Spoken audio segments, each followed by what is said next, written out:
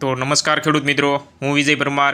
જે ખેડૂત મિત્રોએ જીરાનું વાવેતર કરેલું છે અને તેમને હાલમાં પિયત આપી દીધું છે અને 20-25 દિવસનું જીરું થઈ ગયું છે અને નિંદામણ ખૂબ જ વધારે પ્રમાણમાં છે, ગોળ પાંદ હોય, પટ્ટી પાંદ હોય, એવા ઘણા ખેડૂત મિત્રોના પ્રશ્ન છે. તો અને ઘણા ખેડૂત મિત્રોની કોમેન્ટ પણ આવતી કે પિયત માટે અને બિન પિયત માટે તમે જીરામાં દવાની માહિતી આપો. તો આપણે આજે લઈને આવી ગયા છીએ પારિજાત કંપનીનું રાપજ. જો ખડ નિંદામણ વધારે પ્રમાણમાં હોય તો તમે 25 થી 30 ml જેટલું એક પંપમાં નાખવાનું છે. અને ખાસ એક મારી ભલામણ કે તમે નિંદામણનાશક દવાનો ઉપયોગ કરો એટલે ડોળું પાણી નથી લેવાનું ને તમે આનો ડોઝ બનાવો તો પણ ચાલે અને પિયત આપ્યા બાદ જ આ દવાનો ઉપયોગ કરવાનો છે. વધારે પ્રમાણમાં ખડ હોય તો તમારે 30 ml આપવાનું છે, બાકી 25 ml આપો તો પણ રિઝલ્ટ મળી જાય.